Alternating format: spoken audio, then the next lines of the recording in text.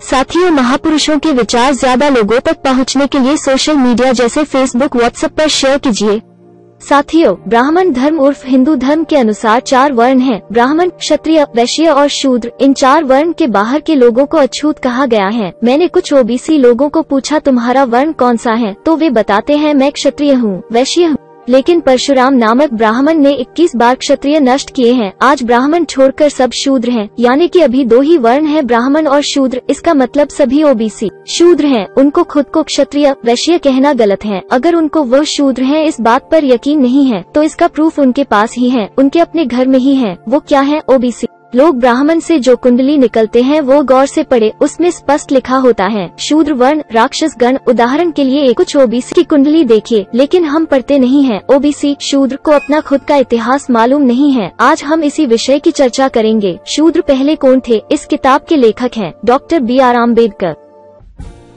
सभी बुद्धिमान और वैचारिक साथियों का great Indian leaders unread book YouTube channel में स्वागत है। साथियों, सबसे पहले मैं सभी महापुरुषों को नमन करता हूँ। साथियों, आज के समय में हमारे लोग महापुरुषों की किताबें पढ़ते नहीं हैं। इसी वजह से उन्हें सही गलत, दोस्त और दुश्मन की पहचान नहीं होती। लेकिन हमारे लोगों को सही इतिहास मालूम होना चाहिए। यही सोचकर मैंने यह प्रयास किया और मैं सफल भी हुआ। साथियों, अब आपको किताब पढ़ना नहीं है, महापुरुषों की किताब में क्या लिखा है सिर्फ सुनना है और देखना है। आप सब मेरे इस कार्य में सहयोग करेंगे, ऐसी मैं आशा करता हूँ।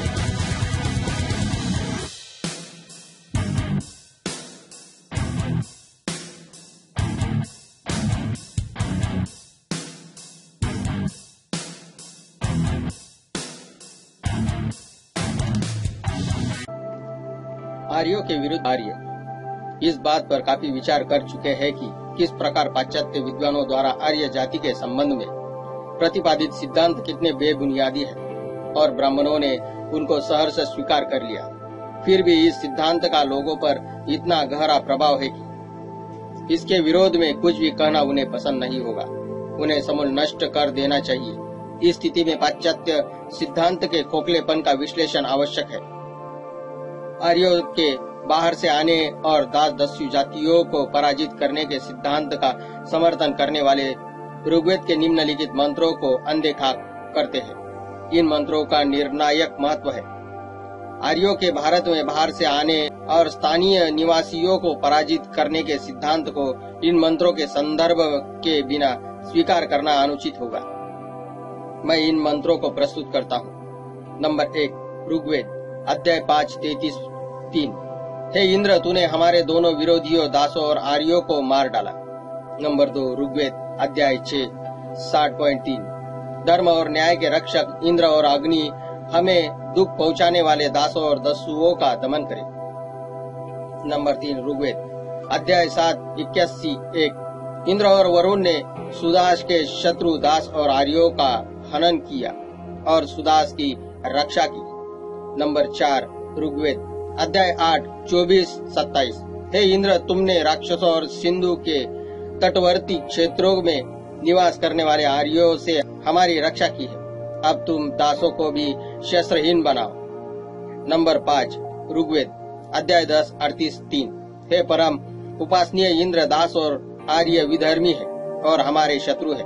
उनका दमन करने के लिए हमें अपना आशीर्वाद दो। तुम्हारी सहायता से हम उन्हें मार डालेंगे। नंबर 6, ऋग्वेद अध्याय 10:86-19। हे मामेयु, अपने आराधकों को शक्ति दो। तुम्हारी सहायता से हम अपने शत्रु आर्यों और दासों का विनाश करेंगे। इन मंत्रों को पढ़कर ठंडे दिमाग से सोचने पर पाश्चात्य सिद्धांत की वास्तविकता प्रकट की जाएगी। यदि इन मंत्रों के सृष्टा आर्य थे तो इन मंत्रों के साक्ष्य पाश्चात्य मत को आधारहीन बनाते हैं। साथ ही यह स्पष्ट होता है कि आर्यों की 2 जन श्रेणियां थी जो अलग अलग थी तथा एक दूसरे से विद्वेष रखती थी। 2 आर्य जातियों के अस्तित्व की बात कपोल कल्पित नहीं है, यथार्थ है। इसके पक्ष में अनेक साक्ष्य भी उपलब्ध है। 2, पहला साक्ष्य तो विभिन्न वेदों के पवित्र स्वरूप की मान्यता के बारे में भेदभाव का होना है। वेदों के विद्वान जानते हैं कि वेद केवल 2 है, ऋग्वेद और अथर्ववेद। सामवेद और यजुर्वेद तो ऋग्वेद के विभिन्न स्वरूप मात्र है। यह सर्वविदित है कि दीर्घ काल तक ब्राह्मण अथर्ववेद को ऋग्वेद के समान पवित्र नहीं मानते थे। ऐसा भेदभाव क्यों था? ऋग्वेद को पवित्र और अथर्ववेद को अपवित्र क्यों माना गया? मैं इसका यह उत्तर देना चाहता हूँ कि दोनों वेद आर्यों की दो भिन्न भिन्न जातियों द्वारा रचे गए थे। कालांतर में जब दोनों जातियां मिलकर एक हो गई तो अथर्ववेद को ऋग्वेद के समान पवित्र मान लिया गया। इसके अतिरिक्त समस्त ब्राह्मण साहित्य में विविध विचार धाराओं में दो भिन्न आर्य जातियों के अस्तित्व के संदर्भ में पर्याप्त साक्ष्य उपलब्ध है। सृष्टि सृजन की भिन्नता दो भिन्न वर्गों या जातियों की ओर संकेत करती है।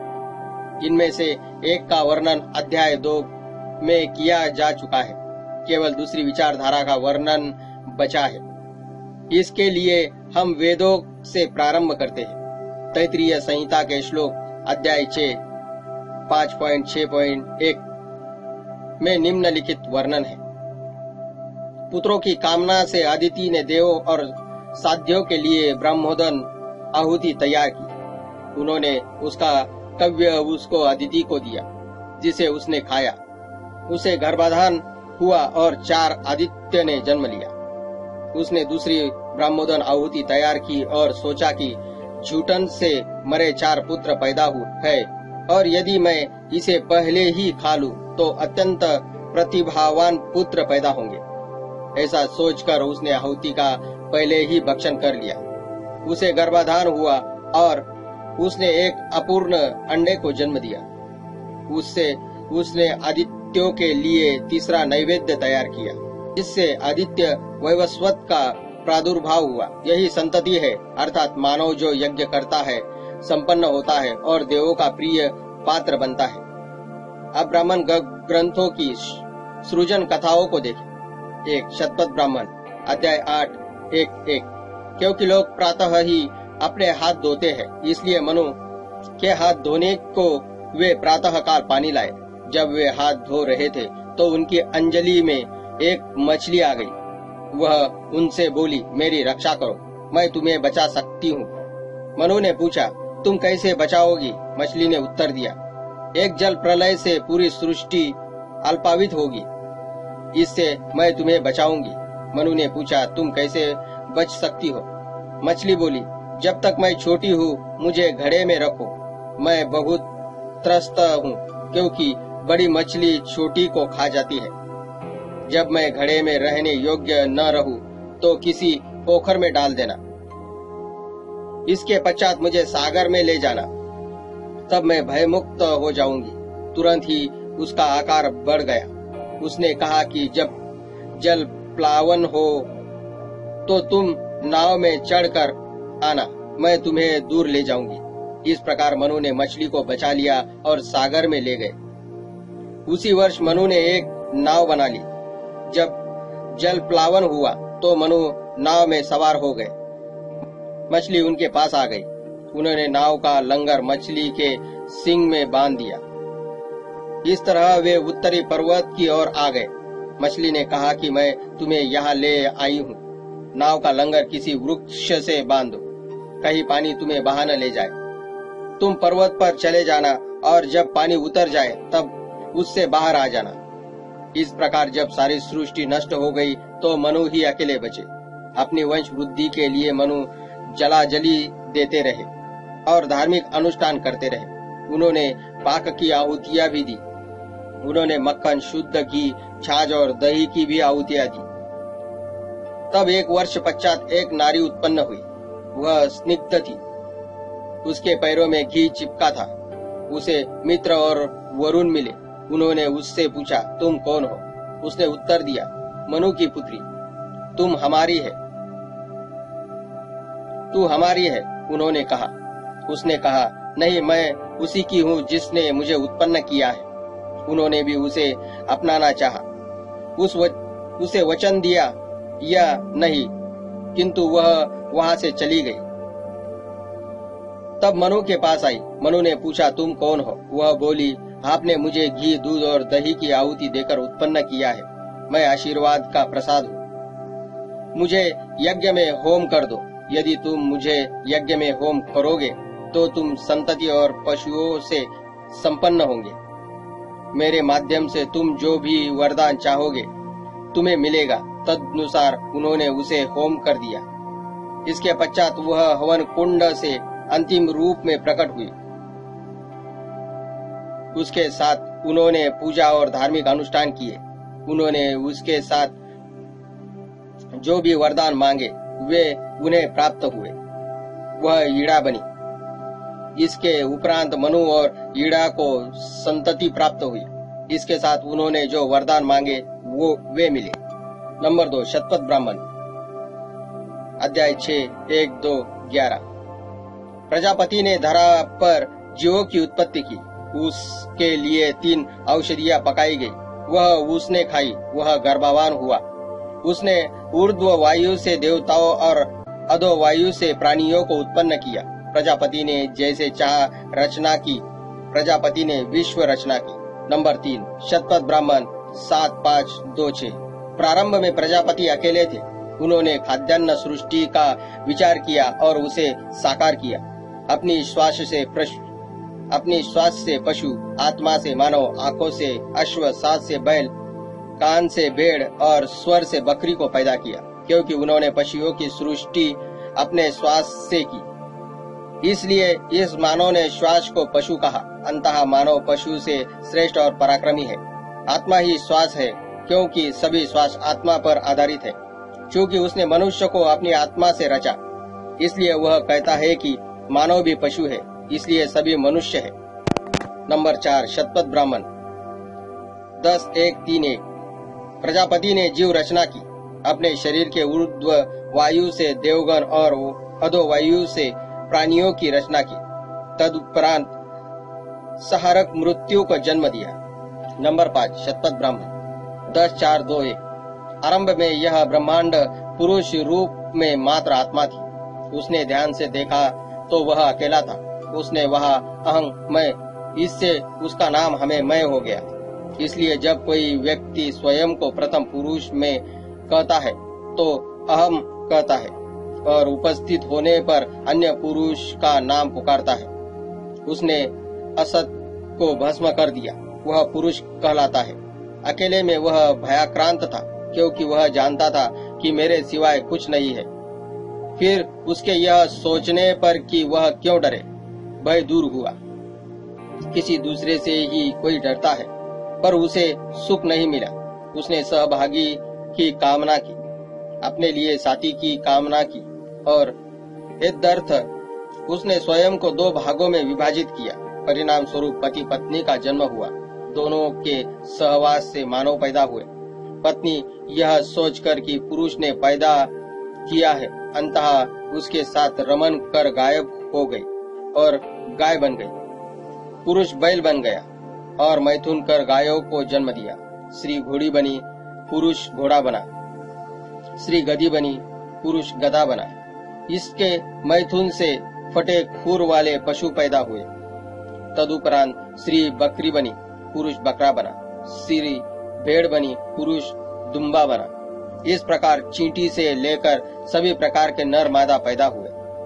नंबर 1, तैत्तिरीय ब्राह्मण, 2, 2, 9, 3। आरंभ में यह ब्रह्मांड शून्य था। न आकाश था, न पृथ्वी, न वायु। इस शून्य ब्रह्मण ने इच्छा की कि मेरा विस्तार हो। उनसे तेज उत्पन्न हुआ। उस तेज से धुआं प्रकट हुआ। फिर एक तेज उत्पन्न हुआ। उससे प्रकाश निकला। फिर तेज प्रकट हुआ। उस प्रकाश से लौ निकली। पुनः तेज जमा। उससे किरणें उत्पन्न हुई। इसके पश्चात फिर तेज प्रकट हुआ। उससे लपेटें निकली। फिर तेज हुआ और उससे बादल बने। बादल बरस उठे। इससे सागर बना। तभी से मानव समुद्र का जल, नहीं पता क्योंकि इसे वह प्रजनन का स्थान मानते हैं। इसके उपरांत दास होत्री उत्पन्न हुए। प्रजापति दास होत्री है। वह व्यक्ति सफल मनोरथ होता है जो तप की शक्ति जानता है और उसका अनुशीलन करता है। जब जल द्रवित हुआ तो प्रजापति की आंखों में आंसू आ गए कि मेरे जन्म का प्रयोजन क्या है। इसका जो अश्रु जल में पड़ा वह धरती बन गया, जिसे उन्होंने पहुंच दिया वह वायु बन गया, जिसे उन्होंने पहुंच कर फेंक दिया वह आकाश बना। जिस परिस्थितियों में उनका अश्रुपात हुआ वह अरोदित कहलाता है। उस क्षेत्र को रोद भी कहा जाता है। जो इसका भेद जानते हैं वे घर में कभी नहीं रोते। यह इन शब्दों की उत्पत्ति है जो इस संसार के जन्म से अवगत है। उन्हें कोई सांसारिक दुख नहीं व्यापता। उन्होंने धरती को आधार बनाया, उन्होंने कामना की मेरा विस्तार हो। उन्होंने तप किया, वह गर्भवान हुए। उन्होंने अपने उदर से असुरों को जन्म दिया। उन्होंने उन्हें मिट्टी के पात्र में आहार दिया। उन्होंने शरीर धारण किया, इससे अंधकार फैल गया। उन्होंने फिर विस्तार की कामना की और तपस्या की, फिर गर्भ ठहरा। उन्होंने योनि से प्रजा को जन्म दिया।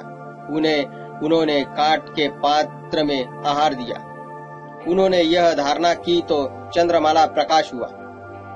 उन्होंने कामना की मेरा विस्तार हो। उन्होंने तप किया कि गर्भ ठहरे। उन्होंने काक से ऋतुओं को जन्म दिया।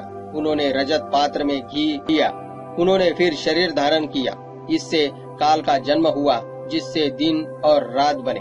उन्होंने कामना की मेरा विस्तार हो।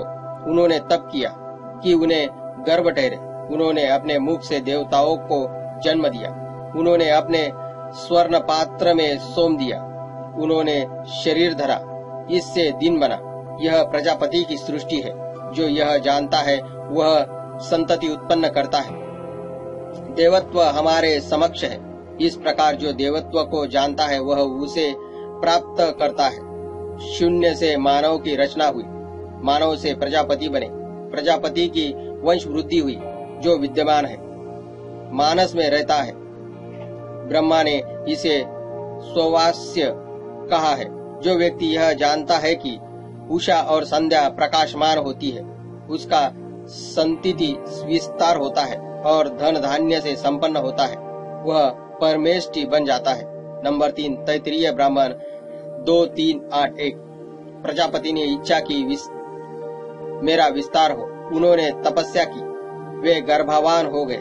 वे पीताम्ब ताम्र वर्णा हो गए, जैसे कि एक गर्भवती स्त्री पीली और ताम्र वर्णा हो जाती है। भ्रूण धारण करने पर वे क्लांत हो गए। क्लांति के पश्चात उनमें कालिमा युक्त कत्थई रंग का प्रभुत्व हो गया, जैसा कि क्लांत व्यक्ति हो जाता है। उनकी श्वास तीव्र हो गई। श्वास असुर से असुर उत्पन्न हुए। इस प्रकार असुरों में असुरी प्रवृत्ति होती है। जो असुरों की इस असुरी प्रवृत्ति को जानता है वह व्यक्ति श्वास युक्त होता है। श्वास उसका परित्याग नहीं करता। असुरों के सृष्टा होने के कारण वे स्वयं को पिता मानते हैं। इसके पश्चात उन्होंने पितरों की रचना की। इसका तात्पर्य है पिताओं के पिता। जो पिताओं के पितृ मर्म जानते हैं वे स्वयं के पिता बन जाते हैं। पिता उनकी आहुति ग्रहण करते हैं। पिताओं की सृष्टि के बाद उनमें प्रकाश उत्पन्न हुआ। इसके पश्चात उन्होंने मानव की रचना की। यह मनुष्यों की मानवता है। जो मनुष्य की मानवता को जानते हैं वे बुद्धिमान होते हैं। मानव उनका परित्याग नहीं करता। जब वे मानवों की सृष्टि कर रहे थे तो स्वर्ग में दिन का उदय हुआ। फिर उन्होंने देवों की रचना की। यह देवों का देवत्व है। जो देवों का देवत्व जानते हैं उनके लिए स्वर्ग में दिवस का उदय हुआ। ये 4 धाराएं हैं, जैसे देव, मानव, पितृ और असुर। इन सब में जलवायु के समान है। नंबर 4 तैत्तिरीय ब्राह्मण 3-2-3-9। शूद्र शून्य से जन्मा। तैत्तिरीय आरण्यक ने सृष्टि के आरंभ की निम्नांकित व्याख्या की है। तैत्तिरीय आरण्यक 1-2-3-1। सर्वत्र जल ही जल था। कमल पत्र पर प्रजापति अकेले थे। अपने मन में उन्होंने विचार किया, मैं रचना करूं। मनुष्य जैसे कोई इच्छा करता है वह वाणी से प्रकट करता है और कार्य रूप देता है। इस प्रकार यह मंत्र प्रस्फुटित हुआ। पहले इच्छा उत्पन्न होती है जो मानस का प्रथम तंतु है। ऋषि अपनी मेघा से उसका अनुसंधान करते हैं, मनन करते हैं, जैसा विद्यमान और अविद्यमान के बीच है। ऋग्वेद अध्याय 10 129-4। जो यह जानते हैं कि मानव मानस में इच्छा उत्पन्न होती है, उन्होंने तपस्या की और तपश्चर्या से शरीर धारण किया। उसके शरीर के मांस के अरुण, केतु और वातरसन ऋषियों का जन्म हुआ। नाखूनों से वैखानस और बालों से बालखिल्य पैदा हुए। रक्त ने जल के मध्य विचरण करते हुए कश्यप का स्वरूप ग्रहण किया। प्रजापति ने कश्यप से कहा, तुम मेरे मांस चर्म से जन्मे हो। कश्यप ने कहा, नहीं, मैं तो पहले भी था। तब सहस्र मुख, नेत्र और सहस्र पैरों वाले पुरुष का जन्म हुआ। ऋग्वेद अध्याय 10 90-1। प्रजापति ने कहा, आप मुझसे पहले पैदा हुए हैं, अंततः आप सृष्टि की रचना करें। पुरुष ने जलनली में जल लेकर पूर्व को और फेंका और कहा, तुम सूर्य बन जाओ। जिस दिशा से सूर्य पैदा हुआ वह पूर्व दिशा कहलाई। अरुण केतु के दक्षिण में जल फेंककर हे अग्नि कहा तो अग्नि उत्पन्न हुई। पश्चिम में जल फेंककर हे वायु कहा तो वायु का जन्म हुआ। उत्तर की ओर जलांजलि देने पर कहा, हे इंद्र, तुम इंद्र उत्पन्न हुए। तत्पश्चात अरुण केतु ने जल को मध्य में रखकर कुशन को जन्म दिया। जल को ऊपर रखकर उसने देव, मानव, पितृ, गंधर्व और अप्सराओं की रचना की। ऊपर से गिरी जल की बूंदों से असुर, राक्षस और पिशाच पैदा हुए। चूंकि वे बूंदों से उत्पन्न हुए इसलिए वे लुप्त हो गए। अंततः उन्होंने यह कहा, जब महाजल गर्भावान हो गया, मेघा संपन्न हुआ और स्वयंभू को उत्पन्न किया, उससे सृष्टि की रचना हुई। यह सब जल से उत्पन्न हुआ, इसलिए यह सब ब्रह्म स्वयंभू है। इस प्रकार यह सब शिथिल था, अस्थिर था। वह प्रजापति था, उसने स्वयं की रचना की और आत्मसात हो गया। तब इस मंत्र का उच्चारण किया, विश्व रचना करके, विद्यमान की रचना करके, दिगंत की सृष्टि कर सर्वप्रथम प्रजापति उत्पन्न हुए और स्वयं आत्मसात हो गए।